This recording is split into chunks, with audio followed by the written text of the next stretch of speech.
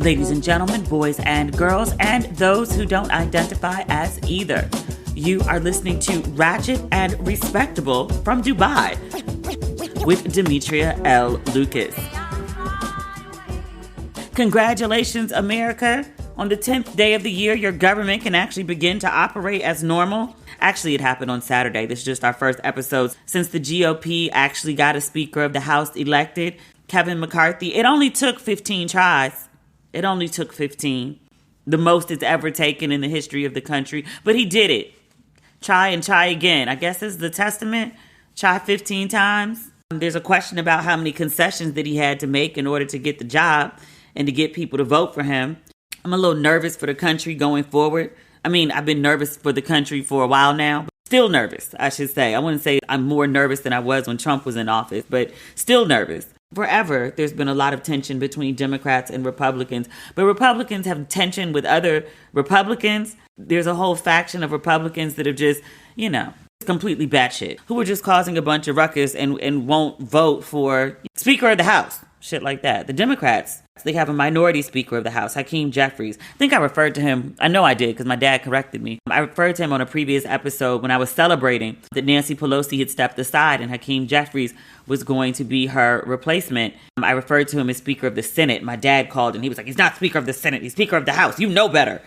And I was like, I misspoke. I made a mistake. Sorry. But the minority leader of the House, Hakeem Jeffries, he did this really great speech. I kept hearing about it before I actually saw it. They keep referring to it as the ABC speech. And I was like, what is the ABC speech? If you haven't seen it, look it up. Amazing alliteration. It was very much giving pastor in a pulpit / I grew up on hip hop and also am from Brooklyn. And I was like, oh, okay. I see how that all came together there. This is a good combination in a leader. He left his mark. If you haven't seen that speech, definitely give it a look. I'd play it for you. Do I have it? No, I'm not playing it. But look it up. It's a worthy listen. It's all over social media right now. The English major in me was really excited about the alliteration. You know I'm kind of a nerd. Don't judge me. Yeah, but I don't know how our government is going to move forward. I mean, I'm always nervous about U.S. politics, like I said, but it's always been ungood. But it went just absolutely batshit with Trump. And I thought having Biden in office would quell some of it. And in fairness, no one's like storming the Capitol right now, but it still feels like we're in accelerated chaos. Not as bad, but still not good, But that's good news. Oh, by the way, I'm in Dubai. I said I was in Dubai, right? I was in Qatar last week, Doha. I took an hour flight and now I'm in Dubai. I'm here for another few days and then I'm going to Abu Dhabi for a few days. I've been to Dubai before. It was just on a long layover on my way back from Bali. I planned it okay. I saw the Burj Khalifa. I went to a restaurant. I saw a mosque. I went to a play. I did some shopping. I was exhausted though. But I didn't do all the highlights of Dubai. But this time around, I'm getting in a lot more of them. I am eating and drinking my best way through Dubai. Dubai is expensive as shit. But I feel like it gives you what you pay for. I'm finding the things that I like, there's no mid-range to it. But everything that I've done has been just exquisite. I went to the spa yesterday and I had a hammam treatment. That's the one where they scrub you down and get all the dead skin off of you and rub you down. This woman, she was a tiny Asian woman. She massaged me like she was a 6'4", 285, she a big man. She was a large athletic man. It was a great massage. And then afterward, I'm sitting in my aftercare and looking at this view and there's something in the sky that looks like fireworks. It's some kind of light show. And this goes on for a while and I'm like, WTF, what am I looking at?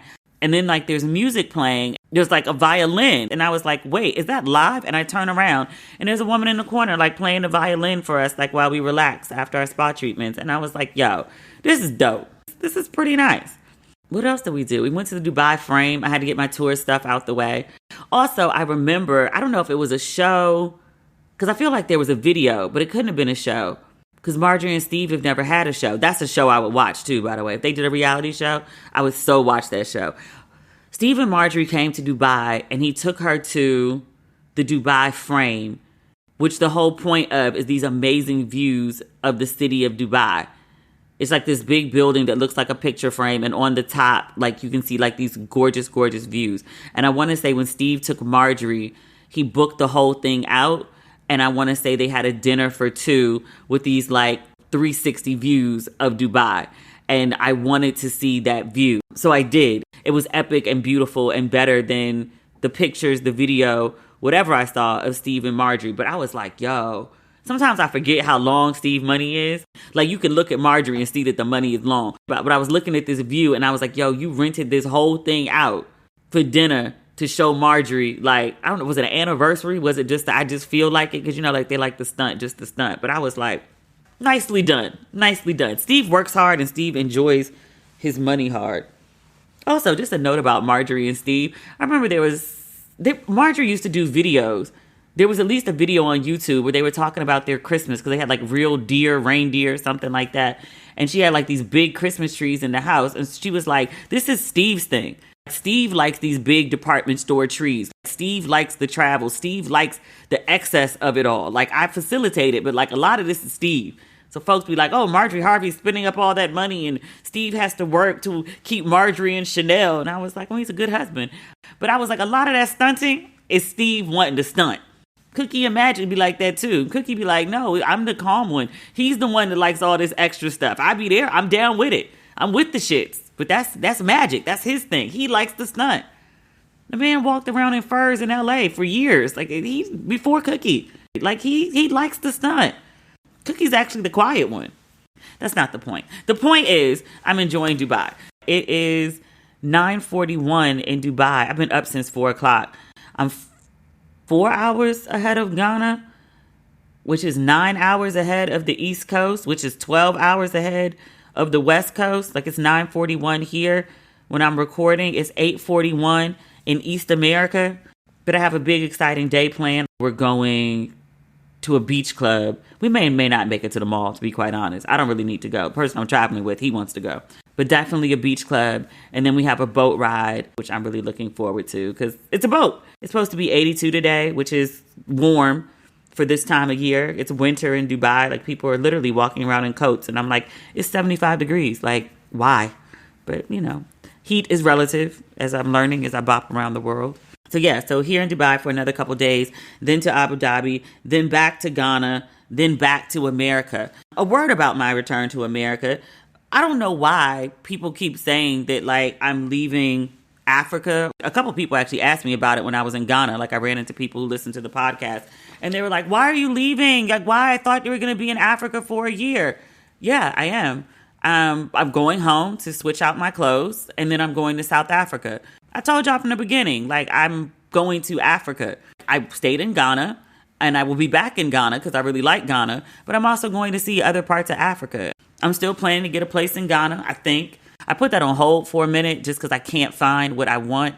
I don't want to do good enough just to say I did it. I want what I want and I want it right.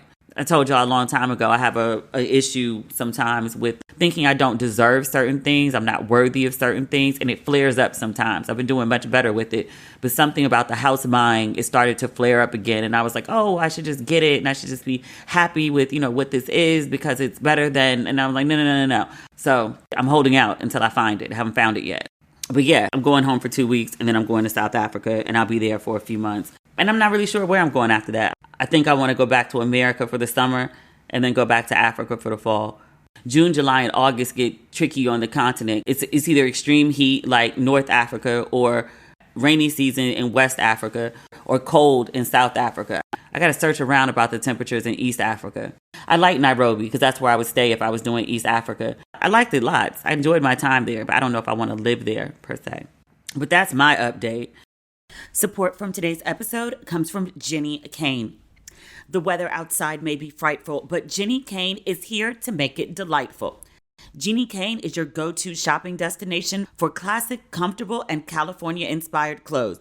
From the cashmere knit sweater that you're obsessed with to the incredibly comfortable slippers that you never want to take off. With elevated everyday basics and wardrobe essentials, getting dressed and keeping cozy is easier than ever before.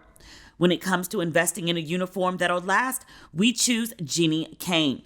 And for a limited time, our listeners get 15% off their entire order. Go to JenniKayne.com and use code RATCHET to get 15% off. Now, you know how I love simple, stylish, cozy, and chic.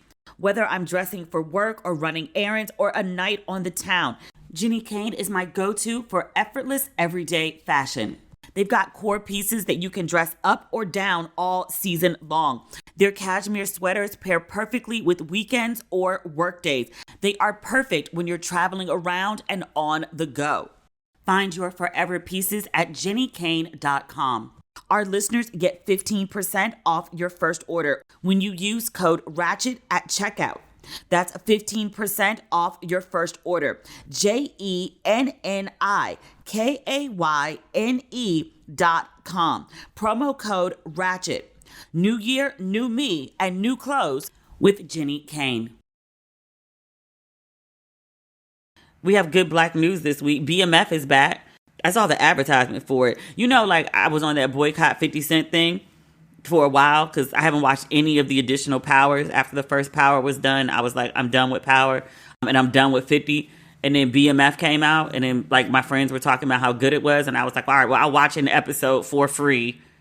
And then I got hooked. And like now I love BMF, but I haven't had a chance to watch it since it came out. It just came out a few days ago, but it was either post New Year's in Ghana or I've been bopping around the Middle East. So I haven't had a chance to watch it yet. And I've absolutely heard nothing about it, which is the way that I prefer it. I don't want any spoilers before I get a chance to catch up, which I don't think I'll get a chance to do till I get back to the States, which is fine. There was something else that I was really excited about. Oh, Frank Ocean is headlining at Coachella. I'm not going to be able to make it. Unfortunately, Coachella is is it May? I'm looking right now. No, it's April. I'll still be in South Africa. But he's headlining Sunday, April. Is that right? It says Sunday, April 16th and 23rd. Does that mean he plays twice? Is that what that means? I'm not sure.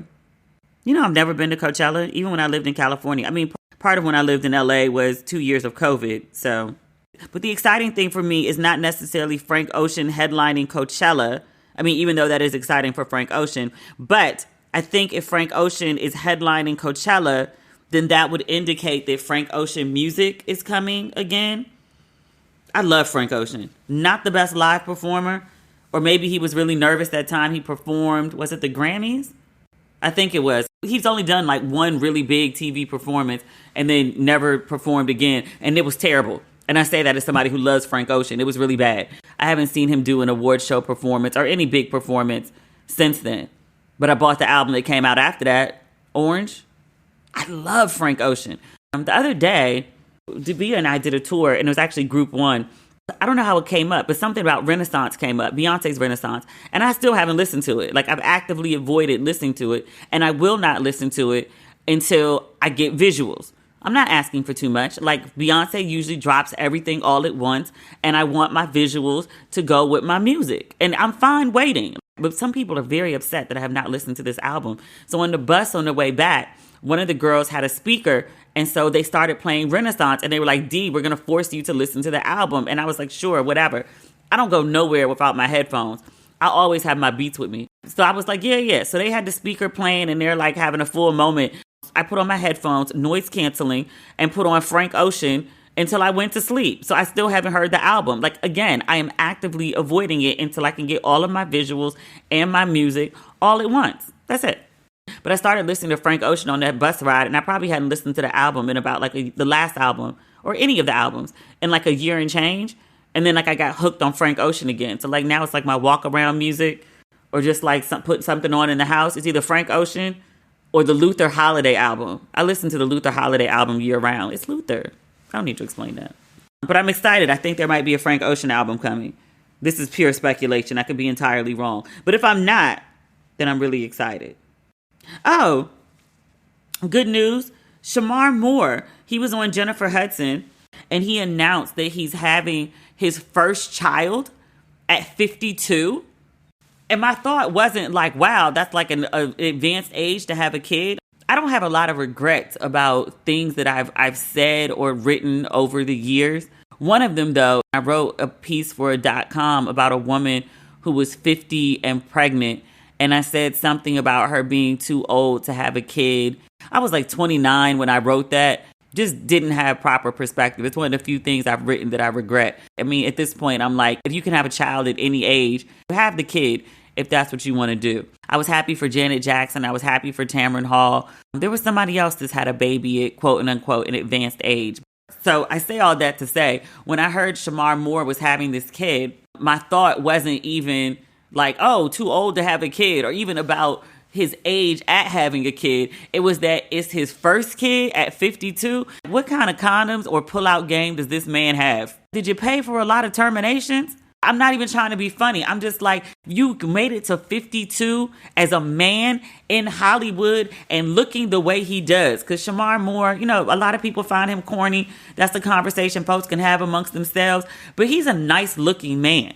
At 52, he's easy on the eye. I've never been mad at his appearance, except when he had those fake cornrows in that Tyler Perry movie. But otherwise, just his natural appearance, and still got abs. Like, he's a good looking man. Women have been throwing cat and pocketbook at him his entire adult life. Maybe before that, some predatory women.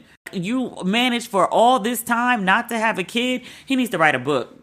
Or have a condom line. People would buy it. You made it to 52 with no kid? Look at how you do in Hollywood with your paychecks, with all the access to cat and pocketbook, and never had a kid.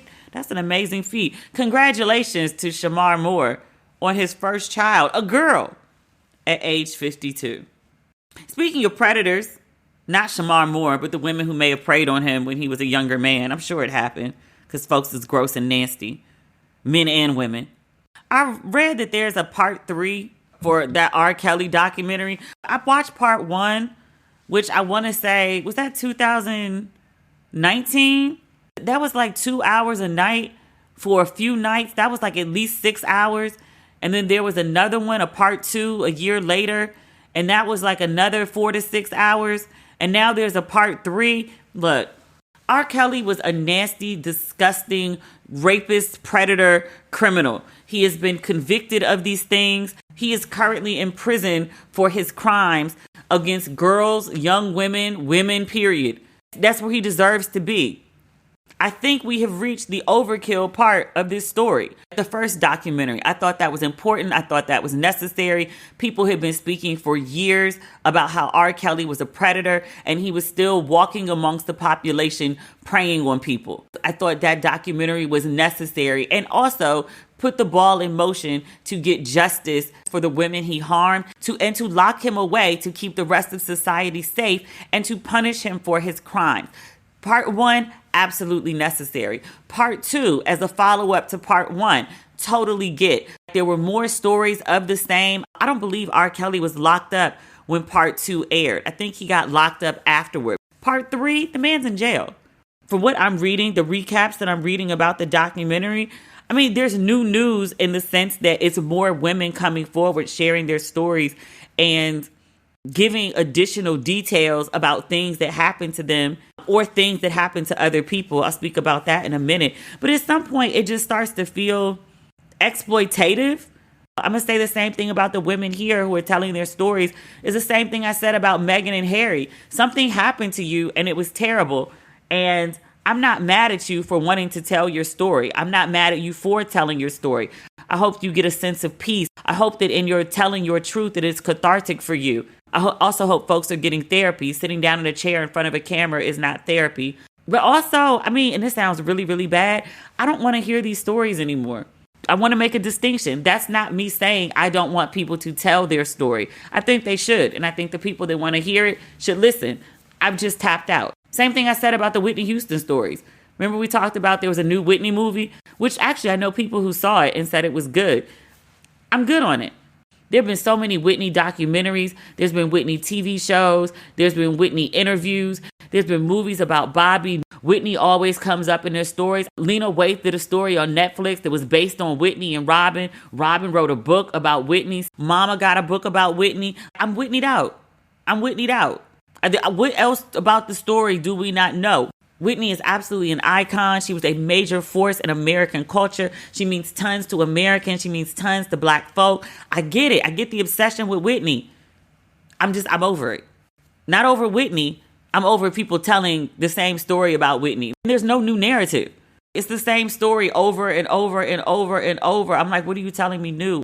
The R. Kelly story, I don't know if this is new. It's been long alleged that there was a R. Kelly and Aaliyah sex tape. I think calling it a sex tape is incorrect. He filmed himself raping her because he was like 26, 27, and she was like 14, 15. That's not sex, that's rape. She's not old enough to consent.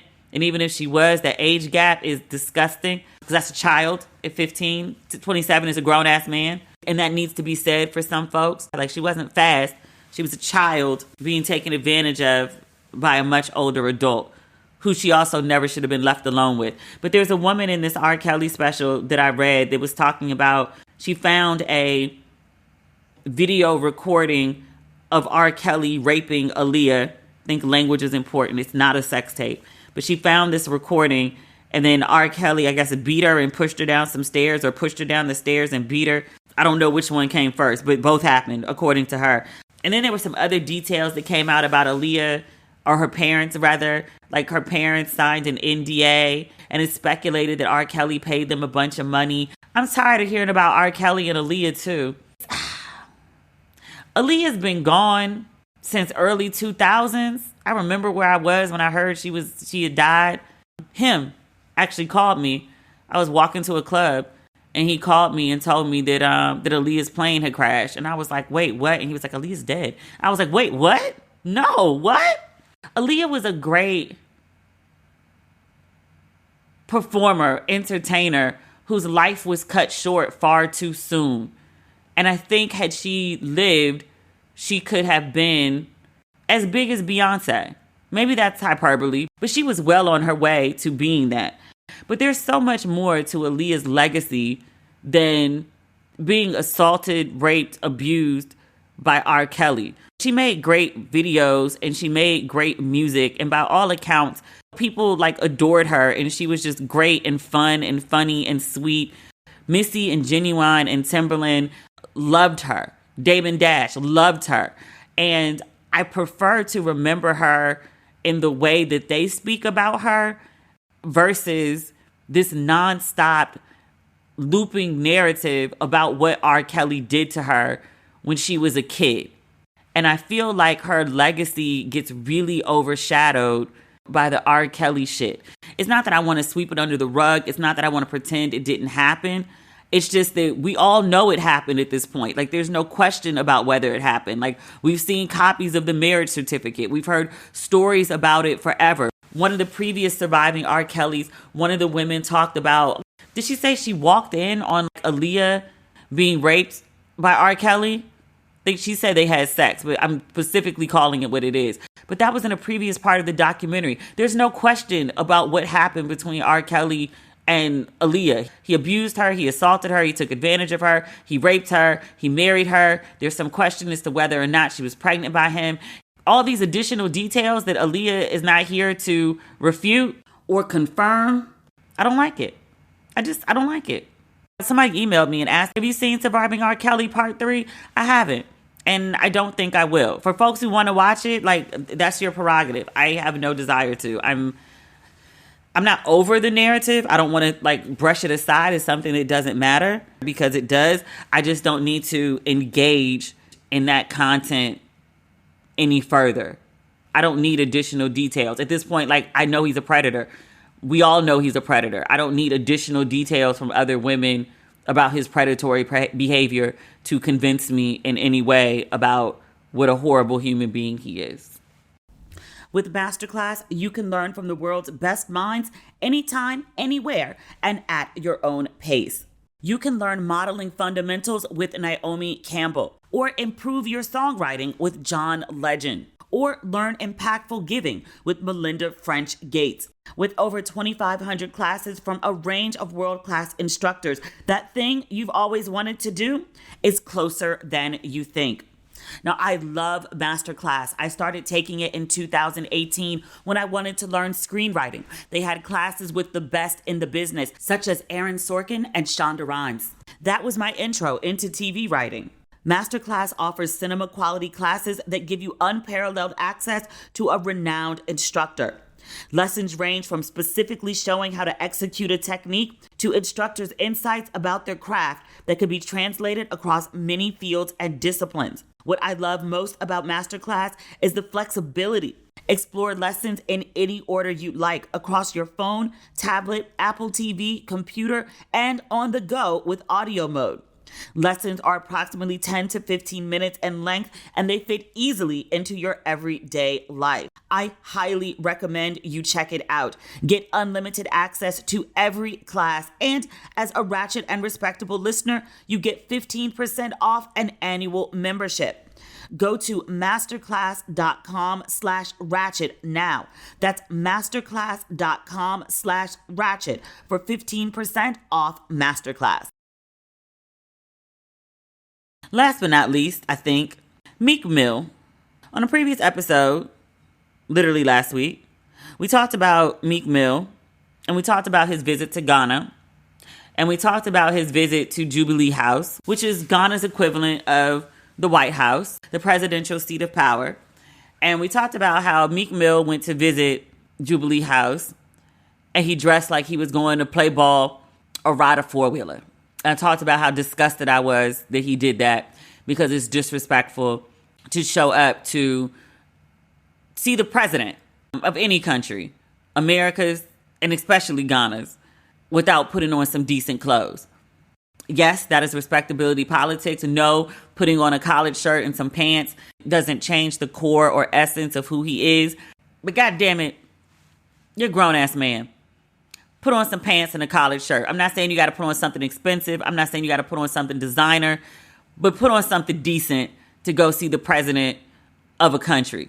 He's a 30-some-odd-year-old man, just feral. It's embarrassing. I don't blame his upbringing at this point. You're a grown-ass man. Do better. I thought that was the end of it. I thought that was the worst of it. We're moving on. Your boy, when he went to Jubilee House, he had a photographer with him, or a cameraman. By his account, it's a small camera. When he went, he asked whoever the officials were, whoever had him there, if they could shoot. And they said, cool. Meek's account is they didn't necessarily tell them they were shooting a video. They had a small camera. They asked if they could shoot. They were like, yeah. They went in different rooms. One of them is the press room. There's a more, I think, open area. I've never been in Jubilee House, so I can't. I'm going by what other people are talking about in response to him posting this video. I would say every major Ghana blog or version of like the Shade Room has covered the Meek Mill story. If you go into the comments, I would say 75 to 80% of people are livid that he shot a video unauthorized in Jubilee House. Now, at first they were blaming the president because they were like, I mean, this is on you. This American rapper came into the country. You invited him to Jubilee House.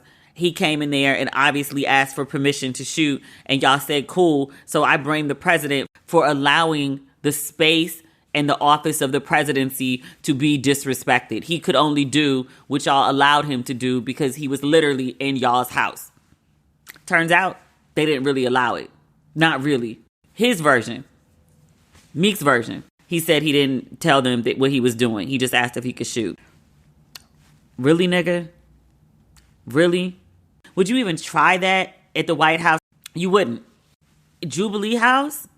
I'm shocked they allowed it. You literally can't even take pictures of Jubilee House. It's a gorgeous building. It's shaped like a stool. If you know the history of the Ashanti Kingdom, there is a golden stool that the British went to war with the Ashantis over. It's a really, really important, I don't know if I say artifact because they still own it. They bring it out every once in a while. I think it's in Kumasi. But it's a really, really important, what's the word I want to use? It's like the equivalent of, let's say, like the Liberty Bell in Philadelphia. There's like historical significance to this golden stool. I bring this up because Jubilee House is built in the shape of this golden stool. It is a beautiful work of architecture. You know how I sit on here and rave about buildings and beauty and architecture and design. The reason I've never posted a picture of it is because you're not allowed. If you went up to Jubilee House, even from the outside of the gates, and tried to take a picture of it, security would accost you. Military security would accost you. Take your phone and delete the picture off of it, if not take your phone completely. That's how they do government buildings over here. They also do the same thing for the U.S. Embassy. Like, you physically cannot go up to the U.S. Embassy and take a photo of it. There's plenty of signs that say no photos. You cannot walk up to it and take a picture. It's just how the culture operates, not just in Ghana. I would say largely Africa as a whole. I say all that to say your boy not only took pictures of, took video in. One, is just disrespectful. Two, it's a security breach. The other thing, too, is like you got this American rapper that you've given this privilege to. Has any Ghanaian rapper, a local rapper, because they have several of them that are huge, have any of them been allowed to shoot in Jubilee House? Why not? Would you let Meek Mill? He's not even a big rapper in the States. I mean, people know who he is, but he's not like, Kanye West before the fall, or like Jay-Z, or like even Drake. I mean, I know Drake is Canadian, but still. Nas.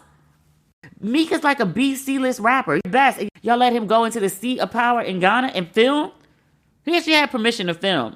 He just had permission to shoot a video. I think they thought he was taking private footage. But your boy takes this private footage and turns it into a video, drops it online. He thought that shit was cute. Folks got in his ass so bad he had to take it down in less than 24 hours. Let me see if I can find his exact response. Because he had to justify it because people were so mad. And in fairness to him, I'll say this.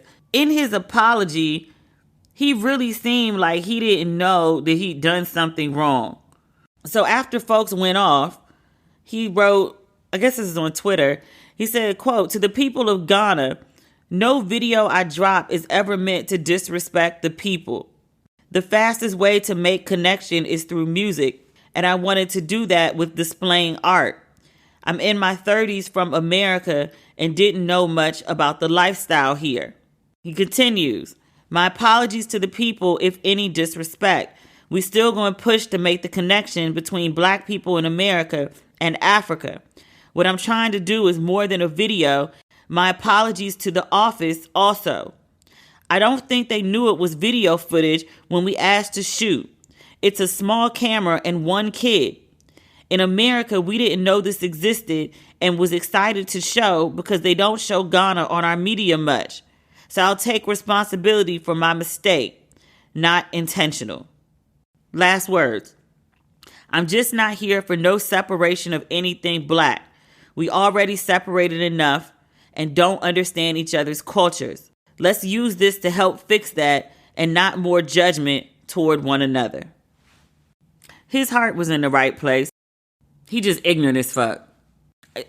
It's beyond my comprehension how he thought this was appropriate. Not to tell the Jubilee House or the office of the president what he was doing to take advantage of whoever brought him there and have this foolishness. You think bougie Black Americans are bad with respectability politics? You ain't seen shit till you get to Ghana.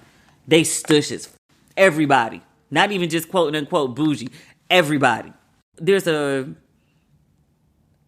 order to the culture. There's a respectability to the culture. And this foolishness of Meek showing up in play clothes and then also filming in Jubilee House, it's incredibly disrespectful to the culture. Incredibly. It just crosses all sorts of boundaries. This isn't just my respectability politics wrinkled. Go into the comments on the Shade Room. There's a bunch of Ghanaians in there pissed. I think his heart was in the right place. Like, by the way he apologized, I think his heart was in the right place. He really didn't mean no offense. But my God, sir, you got to get a publicist, a fixer, a grown person around you who just understands some ways of the world. This ain't it, boo. This ain't it. He got Black Americans looking crazy. In general, as a general observation, just, being in Africa, bopping around the continent, a lot of folks don't really have a high perspective, outlook on Black Americans as is. The entertainment that we export from the States, our movies, our music primarily, our reality shows, got us looking fucking crazy. What's exported is the worst of the worst and the most vulgar of our culture. And people who are not familiar with Black Americans, what you see of Black Americans is so negative that they really do think that we're just like a bunch of baby mamas and absentee fathers and criminals disrespectful, no respect for family, elders. Like, it's the worst of the worst stereotypes. I said this once and tons of people denied it, and other people were like, yeah, like, that happened. People tell their kids, don't act like a Black American. So Meek coming over here with this foolish shit, basically confirming stereotypes, it's not so good. Not so good at all. I have a lot more to say on that. I'll save it for another time, though. So that's the episode this week. I'm sure there's a bunch of stuff I missed. I've been gallivanting. I just haven't been glued to my phone or my laptop for the last couple days. I cut up reels before bed and then post them the next day.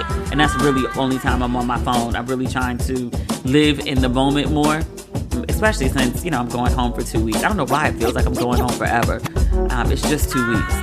All right. Not everything, but that's what we got. We'll be back on Friday, y'all. All right. Bye.